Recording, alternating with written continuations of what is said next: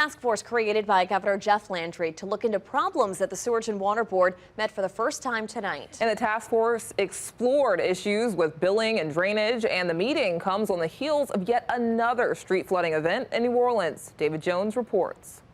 Judging from the questions that I heard, I think a lot of people came with an open mind and wanting to learn more. In a packed House meeting, Governor Jeff Landry's Sewerage and Water Board Task Force introduced itself and heard from S&WB Executive Director Gassan Corbin. It also provided us an opportunity to talk about the progress we've been making, allowed us to own some of the issues that currently challenge us, such as billing, and hopefully we demonstrated that we are consistently improving that process. On the menu at this meeting, tackling billing errors, which Corbin said will be solved with the rollout of smart meters. 75,000 this year, another 75 next. He says some customers will start receiving bills from smart meters next month. We're going to bring people up to date, and then we're going to start talking about some of the ideas that have been kicked around in a lot of studies. Been a lot of studies done. Also, governance issues were discussed, especially around catch basins,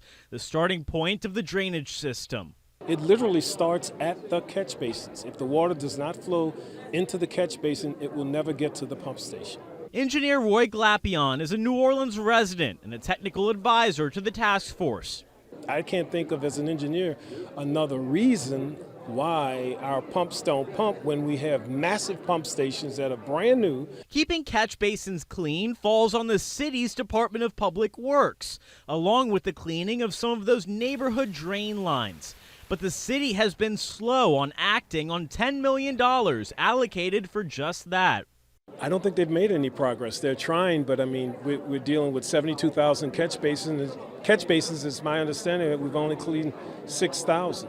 Glapion suggested bringing catch basins and all pipes under the Sewerage and Water Board.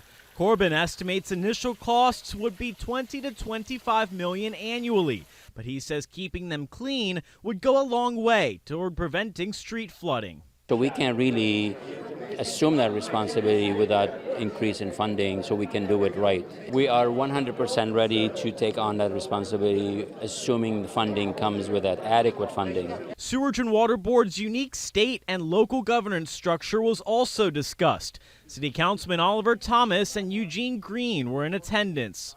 I'm actually on the committee that's talking about combining and consolidating the drainage of the small pipes that goes into the Sewerage and Water Board committee. We initiated that committee some time ago.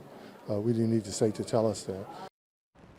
And the Sewerage and Water Board went into this meeting with a big ask of the governor and legislature, $29 million in funding to go toward construction of the West Power Complex, which S&WB leaders assure would solve their power issues. The next meeting of this task force will be March 14th. Lauren.